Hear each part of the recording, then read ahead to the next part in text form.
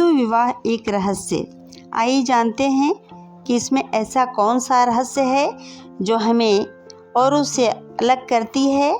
हिंदू विवाह में हमारे प्रकृति में जितनी भी चीज़ें हैं, सजीव या निर्जीव, इन सभी की उपस्थिति अनिवार्य मानी जाती है। जैसे कुछ अनाजों का होना, कुछ पुष्पों का होना, रंगों का होना और विविध प्रकार के जातियों एवं प्रजातियों की उपस्थिति का होना अनिवार्य माना जाता है।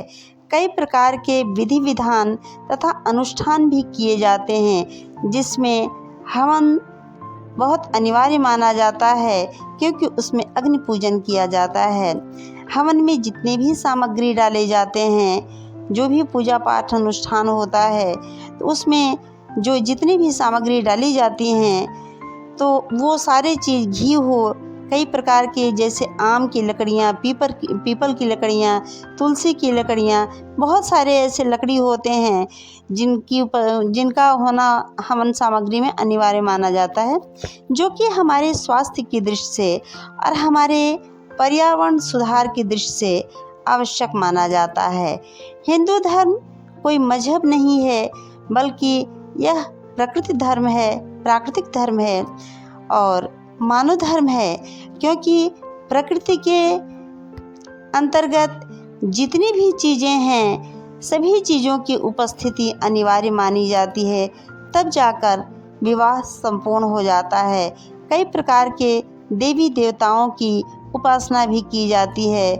अतः हमारे माता पिता, हमारे पूर्वज, जो लोग जीवित हैं, जो लोग नहीं जीवित हैं, उन सभी का पूजन किया जाता है। अतः प्रकृति के कण कण में व्याप्त सभी चीज़ों का सम्मान किया जाता है, सभी चीज़ों की आराधना की जाती है, तब जाकर हमारा हिंदू विवाह पूर्ण होता है।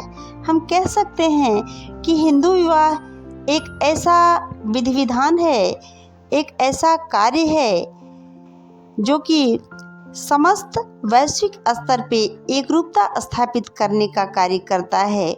वैश्विक ही नहीं, वरन संपूर्ण ब्रह्मांड स्तर पे एकरूपता स्थापित करने का कार्य करता है। यही प्राकृतिक धर्म है। यह कोई मजहब नहीं, यह तो प्रकृति के कण कण को एक दूसरे से जोड़ती है, अलग नहीं करता। हमारे हिंदू विवाह में बहुत सारे शपथ भी लिए जाते हैं और गीता में भी कहा जाता है कि भगवान कृष्ण ने कहा है कि कर्मण्येवाधिकारस्ते, कर्म पर ही तुम्हारा अधिकार है। रामायण में कहा गया है कि जो जस करहिं सो तस फल चाखा। इस प्रकार से कर्म की महत्ता को बताया गया है।